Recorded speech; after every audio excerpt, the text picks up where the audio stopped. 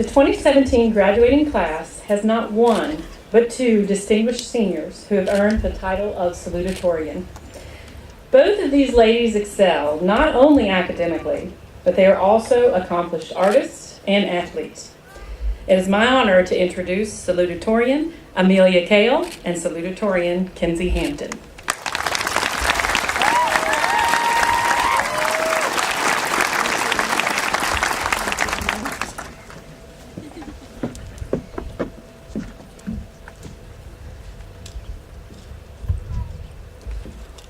Good evening, students, faculty, family, and friends.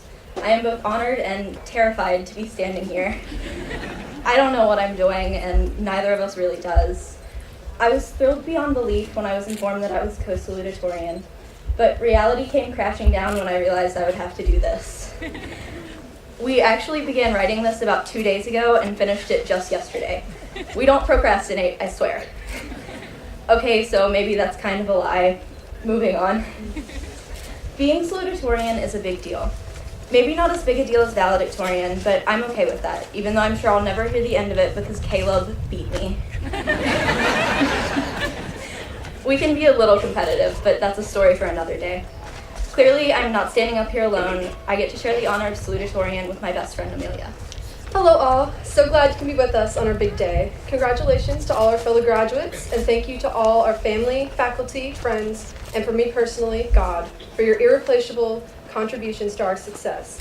We would likely not be graduating, let alone even standing behind this lectern, if it were not for your sacrifices that pushed us toward our goals. As we grow, we must learn not to rely on the help of those around us in order to succeed, but rather to take others' instruction and use it in conjunction with our own thoughts and ideas. I think Kenzie and I have learned to do just that through our partnership these past 4 years. A study buddy, in Kenzie's and my case, or a study party in Caleb's case, where we can share ideas, study tactics, and snacks, and wreak havoc upon the household in general, is irreplaceable when it comes to academic success. A person learns a different kind of independence when he or she learns to collaborate with others toward a common goal without forfeiting his or her own individuality. I think she's absolutely correct. I know that without this girl right here putting up with me all these years, I would not be standing here right now. Now, I will admit that not every study session we had was productive, and she knows where I'm going with this story. So, one night freshman year, we were at Amelia's house, trying to study. Her brother David and his friend Gage were outside being dweebs as usual. We were attempting to study for a dreaded World History 1 test given by the legendary Mr. Jeffrey Bartley. Anyone who had the pleasure of being in Mr. Bartley's class knows the intensity of his tests. I know that for me, they were more difficult than any test I've ever taken. Probably more so than the SAT, so if you never had his class, just know that this was an incredibly necessary study session.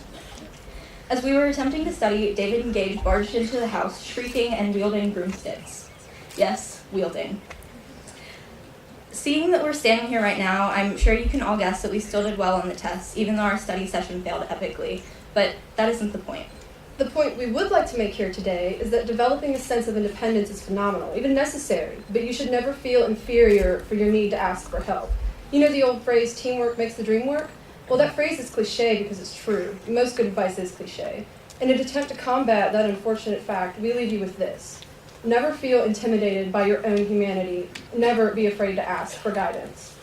Absolutely. And no matter what you do, do so to the best of your ability.